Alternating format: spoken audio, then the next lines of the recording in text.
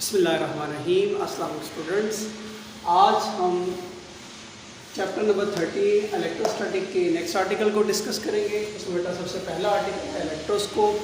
आपको बेटा इलेक्ट्रोस्कोप के लिए जो है पेज खोलना पड़ेगा। मेरे साथ आप अपना पेज खोल लें। मेरे सामने बेटा बुक का पेज नंबर 71 है। मैं ऊपर मेंशन भी कर देता हूँ। Book page number 71। तो बेटा इलेक्ट्रोस्कोप क्या चीज़ है? कुछ चीज़ें अभी आप इस चैप्टर में जो पढ़ने जा रहे हैं, जैसे कि इलेक्ट्रोस्कोप के हवाले से अगर मैं बात करूं तो ये बिल्कुल नई है आपके लिए। तो बेटा इसको तवज्जो ध्यान से समझना है। बाज़ का ये क्वेश्चन जो है शॉर्ट क्वेश्चन के तौर पर भी बोर्ड में दिया जाता है और बाज़ का ये लॉन्ग क्वेश्चन के तौर पर दिया जाता है। अगर ये शॉर्ट क्वेश्चन के तौर पर दिया जाएगा तो या तो सिर्फ इलेक्ट्रोस्कोप के बारे में पूछा जाएगा, या फिर वो ये जो हेडिंग्स मैंने बनाई है, detection the presence of charge on body, इस तरह से पूछ सकता है। या पूछ सकता है how can you charge electroscope by electrostatic induction method, या ये सवाल पूछ सकता है how can you charge the electroscope bye conduction method, या ये कह सकता है how can you detect the type of charge by using electroscope. ये क्वेश्चन भी किया जा सकता है कि आइडेंटिफाई करो कंडक्टर को और इंसुलेटर को with the help of electroscope. तो बेटा ये सारी चीज़ें हम इलेक्ट्रोस्कोप में पढ़ेंगे। तो सबसे पहले बेटा देख लें कि इलेक्ट्रोस्कोप है क्या। इसके लिए बेटा यहाँ से हाईलाइट करेंगे। आपको उम्मीद है कैमरे में नज़र आ रहा होगा। The gold leaf electroscope is a sensitive instrument for detecting charges. तो बेटा ये इसकी डिफ़ाइन है कि गोल्ड लीफ इलेक्ट्रोस्कोप क्या है। एक सेंसिटिव इंस्ट्रूमेंट है जिसका काम आइडेंटिफाई करना है या डिटेक्ट करना है चार्जेस को। अब बेटा आपके सामने डायग्राम में यहाँ नज़र आ रहा होगा ये है क्या। बेसिकली आपको नज़र आ रहा होगा ये एक ब्रास की डिस्क है। ये ऊपर नज़र आ रहा होगा ब्रास डिस्क है और इसके नीचे जो है एक ब्रास का रॉड है जिसके नीचे दो गोल्ड के लीफ लगे हुए हैं। और ये आपके सामने जो है बीच में जिस ग्लास जार के अंदर इसको फिट किया हुआ है, इसके अंदर क्या लगा हुआ है, एक इंसुलेटर मटेरियल लगा हुआ है। साइड में बेटा आपको नज़र आ रहा होगा कि यहाँ पर एक वायर है जो ग्राउंड की गई है। वो वायर जो है एल्युमिनियम फॉयल के ज़रिए से कनेक्ट की हुई है। अब इन सारी चीज़ों का इसमें क्या काम है वो ज़रा देख लेते हैं। जब आपने इनमें से कोई भी प्रोसेस करना होता है तो आप उस चीज़ को ब्रास डिस्क के करीब लाते हैं और उसके बाद लीव्स की मदद से आपको उसके बारे में पता चलता है कि उसके अगर आप डिटेक्ट करना चाह रहे हैं चार्ज को वो पता लग जाता है, टाइप ऑफ चार्ज को पता करने लगते हैं वो पता लग जाता है, कंडक्टर है या इंसुलेटर है इसके बारे में पता चल जाता है। तो ये सारी चीज़ें बेटा अभी हम लोग डिस्कस करेंगे। तो उम्मीद है आपको डायग्राम समझ में आ गई होगी। तो बेटा अब इसमें सबसे पहला काम जो है वो हमने डिटेक्ट करना है presence of charge on body. तो आप कैसे बताएंगे कि कोई बॉडी चार्ज है या नहीं चार्ज। तो बेटा इस डायग्राम में आप देख रहे हैं, पहली डायग्राम में आपको नज़र आ रहा होगा कि यहाँ पर आपको जो इलेक्ट्रोस्कोप दिया गया है वो अनचार्ज है। ठीक है बेटा। और जो आपके सामने रॉड है वो अगर आप सेकंड डायग्राम में देखें तो वो एक, अगर तो सबसे पहले केस के मुताबिक अगर आप अनचार्ज इलेक्ट्रोस्कोप के पास एक न्यूट्रल रॉड लेकर आते हो तो ऐसी सूरत में लीव्स की पोजीशन में आपको कोई चेंजिंग नज़र नहीं आएगी, जिससे ये जाहिर होगा कि अभी इलेक्ट्रोस्कोप क्योंकि चार्ज नहीं था, आप उसके पास लेकर गए हो न्यूट्रल बॉडी को और उसने कोई डाइवर्जेंस लीव्स ने शो नहीं की, यानी लीव्स के जो है कोई फैलाव नहीं हुआ, अपनी पोजीशन में कोई चेंजिंग नहीं हुई। इसका मतलब ये हुआ कि वो बॉडी भी एक न्यूट्रल बॉडी है, क्योंकि जब हम न्यूट्रल बॉडी को न्यूट्रल बॉडी के करीब लाएंगे इससे उसके चार्ज पे कोई फ़र्क नहीं पड़ेगा, ना उसके अंदर उसके लीव्स पे कोई डाइवर्जेंस आपको देखने में नज़र आएगी।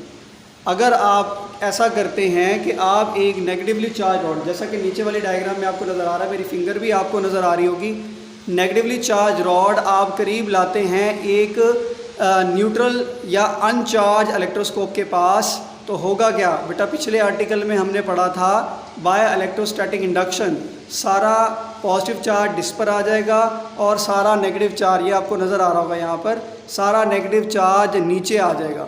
तो बेटा ये जो सारा नेगेटिव चार्ज जब नीचे आ गया तो इसकी वजह से ये सिमिलर चार्ज होने की वजह से लीव्स एक दूसरे को रिपेल करेंगे और आपको लीव्स के दरमियान फैलाव यानी कि डाइवर्जेंस देखने को मिलेगा।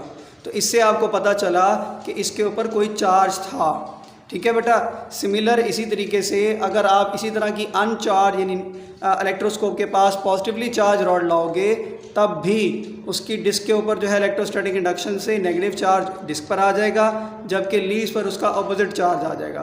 तो जो चार्ज लीव्स पर आएगा वो तकरीबन वही चार्ज होता है जो रॉड पर होता है। तो ऐसे केस में वो आपस में एक जैसे चार्ज होने की वजह से एक दूसरे को रिपेल करेंगे और उस रिपल्शन की वजह से डाइवर्जेंस शो होगी, जो ये जाहिर करेगा कि बॉडी के ऊपर कुछ ना कुछ चार्ज है। ठीक है बेटा। तो अभी हमने ये बात समझी कि हमने कैसे डिटेक्ट किया किसी बॉडी की कोई बॉडी जो हम उस इलेक्ट्रोस्कोप के करीब लाए थे वो चार्ज है या नहीं, यानी कि उसके ऊपर कोई चार्ज है नहीं। हमने डिटेक्शन की है कि उसके बॉडी चार्ज था या अनचार्ज था। तो सिंपल क्या है कि जब आप एक अनचार्ज इलेक्ट्रोस्कोप के पास एक अनचार्ज रॉड लेकर आते हो तो उसकी लीव्स में कोई डाइवर्जेंस नहीं होती। लेकिन अगर आप अनचार्ज इलेक्ट्रोस्कोप के पास कोई चार्ज आइदर वो पॉजिटिव हो आइदर वो नेगेटिव हो तो उसके लीव्स में डाइवर्जेंस शो होगी। वो मैंने पूरा मेथड समझा दिया कि कैसे होगी। ठीक है बेटा। अब बेटा हमारा नेक्स्ट आर्टिकल है charging the electroscope by electrostatic induction. तो बेटा आप चार्ज कैसे करेंगे इलेक्ट्रोस्कोप को? ठीक है। तो इसको इलेक्ट्रोस्कोप को चार्ज बेटा किया जाता है इलेक्ट्रोस्टैटिक इंडक्शन के मेथड से। आपके पास जो इलेक्ट्रोस्कोप शुरू में दिया गया होगा वो अनचार्ज होगा, तो आपने उसको पॉजिटिवली चार्ज भी कर सकते हैं और उसको नेगेटिवली चार्ज भी कर सकते हैं। अगर आप पॉजिटिवली चार्ज करना चाहते हैं तो जैसा बेटा आपको डायग्राम में नज़र आ रहा था कि आपने क्या करना है, नेगेटिवली चार्ज रॉड, ये देख रहे हैं बेटा नीचे डायग्राम में, उम्मीद है कैमरे ने फोकस कर लिया होगा। नेगेटिवली चार्ज रॉड जो है बेटा आप डिस्क के करीब लाएंगे तो इलेक्ट्रोस्टैटिक इंडक्शन की वजह से सारा पॉजिटिव चार्ज डिस्क पर आ जाएगा और सारा नेगेटिव चार्ज जो है बेटा रॉड्स पर आ जाएगा। तो इस तरीके से ये जो है इलेक्ट्रोस्टैटिक इंडक्शन के मेथड से चार्ज हो जाएगा। और अगर आप उसे नेगेटिवली चार्ज करना चाहते हैं, वैसे तो इन्होंने लंबा चौड़ा प्रोसेस बताया हुआ है कि आप इसको पहले चार्ज करेंगे फिर एल्युमिनियम फॉयल इसका यानी कि कनेक्शन यहाँ पर भी नज़र आ रहा होगा, इलेक्ट्रॉन्स का एल्युमिनियम फॉयल के साथ कनेक्शन कर देंगे तो उसके ज़रिए से इलेक्ट्रॉन जो है फ़्लो करना शुरू हो जाएंगे अर्थ की, फिर उसको कनेक्शन को ब्रेक कर देंगे। तो फिर जो अब पहले चार आपको चार्जेस नज़र आ रहे हैं तो अब वो कुछ जो ग्राउंड की तरफ चला गया था बाकी दो बच जाएंगे। तो मतलब ये अब रॉड आपका जो है पॉजिटिवली चार्ज हो जाएगा और नीचे वाले जो है वो आपके जो है ऑपोजिट चार्ज हो जाएंगे। ठीक है। तो ये बेटा आपने पॉजिटिवली चार्ज अगर किया, अगर आप नेगेटिवली चार्ज करना चाहते हैं तो आपको क्या करना पड़ेगा, एक जो है पॉजिटिवली चार्ज रॉड, यहाँ डायग्राम में नहीं दिखाया हुआ लेकिन आप एक पॉजिटिवली चार्ज रॉड लेंगे और उसे अनचार्ज इलेक्ट्रोस्कोप की डिस्क के करीब लाएंगे। बाय इलेक्ट्रोस्टैटिक इंडक्शन जो है वो क्या होगा, उसकी डिस्क पर जो है पॉजिटिव चार्ज आ जाएगा जबकि लीव्स पर क्या आ जाएगा बेटा, नेगेटिव चार्ज आ जाएगा। ठीक है बेटा। तो इस तरीके से हम चार्ज कर सकते हैं इलेक्ट्रोस्कोप को इलेक्ट्रोस्टैटिक इंडक्शन की मदद से। इसको बेटा एक और तरीके से भी चार्ज किया जा सकता है जिसे हम कहते हैं charging the electroscope bye conduction method. Conduction method में बेटा क्या होता है, अगर किसी बच्चे ने याद करना हो शॉर्ट क्वेश्चन के तौर पर भी आ सकता है और बाद बच्चे कहते रहते हैं सर प्लीज़ निशान बता दिया करें कि कहाँ से कहाँ तक है। तो बेटा शॉर्ट क्वेश्चन के निशान होते हैं, लॉन्ग में तो आप जानते हैं कि कंप्लीट करना होता है। तो इसमें ये यहाँ से लेकर यहाँ तक आपका निशान बनेगा। उम्मीद है कैमरे ने फोकस कर लिया होगा कि इलेक्ट्रोस्कोप को आप चार्ज करते हैं कंडक्शन के प्रोसेस के ज़रिए से। उसके लिए आपको क्या करना पड़ेगा, अगर आप एक नेगेटिवली चार्ज रॉड लाए हो तो उसे टच करना पड़ेगा disc of the neutral electroscope से। तो उसके ज़रिए से क्या होगा, जो उस चार्ज बॉडी का यानी कि जैसे कि हमारा नेगेटिवली चार्ज बॉडी लेकर गए हैं तो उस नेगेटिव चार्ज सारा जो है वो डिस्क की तरफ ट्रांसफ़र होना शुरू हो जाएगा। ठीक है बेटा। और उसकी वजह से जो है फिर वो लीव्स पे में डाइवर्जेंस भी शो होगी। लेकिन इसमें कंडक्शन में आपको टच करना पड़ता है और टच करने से जो चार्ज आपके चार्ज बॉडी पर होता है वही चार्ज आपके इलेक्ट्रोस्कोप पर आ जाता है। तो ये थोड़ा सा डिफरेंस है। अगर आपसे फर्ज कर लें क्वेश्चन पूछ लिया जाए what is the difference between charging of electroscope by electrostatic induction and charging of electroscope bye conduction method. तो कंडक्शन में आपको टच करना पड़ता है, जो चार्ज बॉडी पर चार्ज होता है वही चार्ज ट्रांसफ़र होता है, जबकि charging of electroscope by electrostatic induction में जो चार्ज बॉडी आप लेके आते हो डिस्क पर उसका ऑपोजिट चार्ज आता है।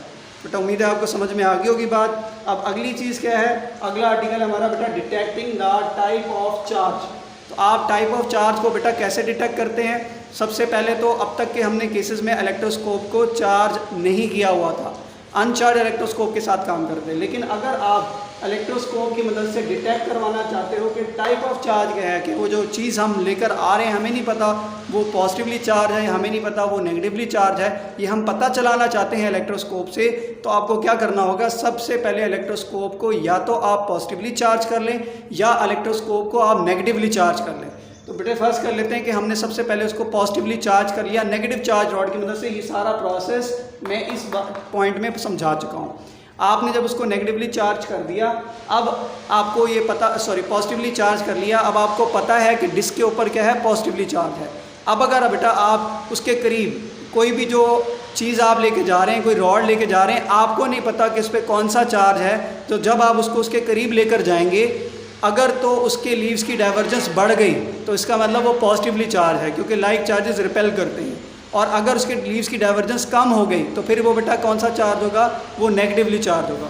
तो बेटा इस तरीके से आपने डिटेक्ट किया टाइप ऑफ चार्ज को बाय यूजिंग इलेक्ट्रोस्कोप। अगर यहाँ से आप देखना चाहते हैं तो ये लास्ट वाली लाइंस में आप देख लीजिएगा, if the divergence of leave increases the body carries positive charge. क्यों, अगर आपने उसको पॉजिटिवली चार्ज किया, देखिए यहाँ ऊपर वाली लाइन में लिखा हुआ suppose the electroscope is positively charge, अगर होगा फिर क्या होगा, अगर डाइवर्जेंस ऑफ लीव्स जो है वो इंक्रीज़ कर गया तो बॉडी क्या करेगा, पॉजिटिव चार्ज कैरी करता होगा।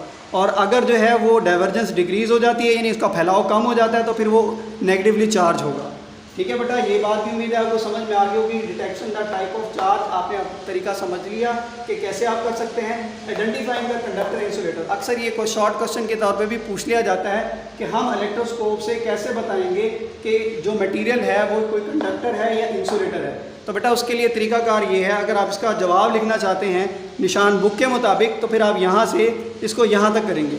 अब इसमें बात क्या बताई गई है कि आपने जौन सा ऑब्जेक्ट है, इंसुलेटर है या कंडक्टर है, उसको डिस्क ऑफ इलेक्ट्रोस्कोप के साथ टच करना है। अगर टच करने से उसके लीव्स की डाइवर्जेंस जो है वो यहाँ देख लीजिएगा, अगर if the leaves collapse from their diverge position the body would be a good conductor. अगर डाइवर्जेंस शो हो गई, अगर वो कोलैप्स कर गए, कोलैप्स करने का मतलब जुड़ गए आपस में, अपनी असल पोजीशन से ख़त्म हो गए, तो ऐसी सूरत में वो एक गुड कंडक्टर होगा। अगर उसकी डाइवर्जेंस में कोई फ़र्क नहीं आया, जहाँ लीव्स पहले खड़े थे वहीं के खड़े रहे, तो इसका मतलब ये है कि वो बॉडी इंसुलेटर है। ठीक है बेटा, उम्मीद है ये सारी चीज़ें आपको समझ में आ गई होंगी। अब बेटा नेक्स्ट आर्टिकल है हमारा कोलम्स लॉ। ठीक है, कोलम्स बेटा एक फ्रेंच साइंटिस्ट हैं, चार्ल्स कोलम उनका नाम है। 1785 में उन्होंने एक लॉ पेश किया था, क्योंकि हम जानते हैं दो चार्ज बॉडीज़ जो होते हैं या तो एक दूसरे को अट्रैक्ट करते हैं या एक दूसरे को रिपेल करते हैं। तो इनके दरमियान एक रिलेशन कायम करने के लिए और उनके वो एक दूसरे पर कितनी फोर्स लगाते हैं और कितने डिस्टेंस पर उन पर कितना फ़र्क पड़ता है और कितनी चार्ज की मैग्नीट्यूड को बढ़ाने से क्या फ़र्क पड़ता है, इसके दरमियान एक रिलेशन कायम किया उन्होंने 1785 के अंदर। तो बेटा उसको डिस्कस कर लेते हैं। तो सबसे पहले बेटा इसका जो आंसर है, बाज़ बच्चों के पास इसका हो सकता है न्यू बुक में इसको ब्लू बॉक्स बना दिया गया हो, लेकिन अगर ये ब्लू बॉक्स नहीं है, ज़्यादातर बुक्स में नहीं था, जैसा अभी आप मेरे सामने वाली बुक में देख रहे हैं, यहाँ एक ब्लू बॉक्स नहीं है, तो बेटा इसको हाईलाइट कर लीजिएगा। ये शॉर्ट क्वेश्चन भी है और मुल्तान बोर्ड का एक अहम लॉन्ग क्वेश्चन भी है। तो बेटा इसमें क्या कह रहा है, फोर्सेज ऑफ अट्रैक्शन और repulsion between two charges is directly proportional to the product of magnitude of charges and inversely proportional to the square of the distance between their centers या between them दिया हुआ है। तो बेटा इसमें क्या बात समझ में आ रही है, अगर आप मेरे साथ देख लीजिएगा कि फोर्स ऑफ अट्रैक्शन या रिपल्शन दो पॉइंट चार्जेस के दरमियान क्या होगी, वो उन दोनों चार्जेस के प्रोडक्ट, मैग्नीट्यूड ऑफ चार्जेस के प्रोडक्ट के डायरेक्टली प्रोपोर्शनल है। और अगर उन दोनों के दरमियान डिस्टेंस की बात की जाए, तो मैं अगर उनके दोनों के दरमियान के डिस्टेंस को r से जाहिर कर देता हूँ, तो उन दोनों के डिस्टेंस के स्क्वायर के इन्वर्सली प्रोपोर्शन है, जैसा कि आपने ग्रेविटेशन लॉ भी पढ़ा था। अब इन बातों को इकट्ठा कर लेते हैं, तो डायरेक्टली प्रोपोर्शन आ जाएगा Q1 Q2 over r square के। तो इसके बाद बेटा नेक्स्ट बात जो बनेगी वो हम हटाएंगे, कांस्टेंट ऑफ प्रोपोर्शनैलिटी डालेंगे K Q1 Q2 over r square. तो बेटा ये जो रिलेशन मैंने बनाया है ये बेटा कोलम्स लॉ कहलाता है। ये कोलम फोर्स का रिलेशन है और कोलम फोर्स में F जो है बेटा वो कोलम फोर्स को जाहिर करता है। Q1 पहला चार्ज है, Q2 दूसरा चार्ज है, K जो है इसमें कोलम कांस्टेंट है, R उन दोनों चार्जेस के दरमियान का डिस्टेंस है।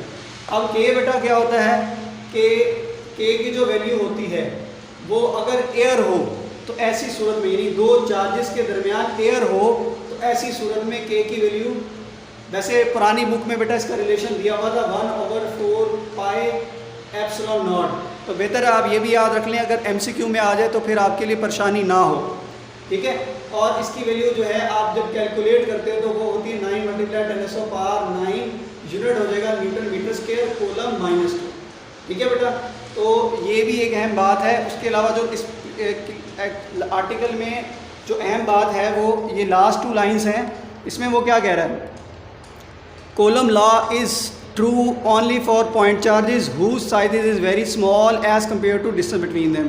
तो ये बेटा एक तरह से पॉइंट चार्जेस की डिफ़ाइन भी बनती है और कॉलम लॉ की वैलिडिटी भी कब होती है, जब उन दो चार्जेस, फ़र्ज़ करें ये मैं 2 चार्जेस ले रहा हूँ, तो इन 2 चार्जेस की जो डिस्टेंस, इनका जो साइज़ है वो इन दोनों के डिस्टेंस के दरमियान से इनका साइज़ छोटा हो तो फिर इस पर कॉलम लॉ वैलिड करेगा। अगर इनका साइज़ इन दोनों के डिस्टेंस के मुकाबले में कम है तो फिर बेटा कॉलम लॉ की वैलिडिटी नहीं होगी। आई होप बेटा यू अंडरस्टैंड। अगर फिर भी बेटा आपको कोई इशू हो तो आप मुझसे डिस्कस कर सकते हैं।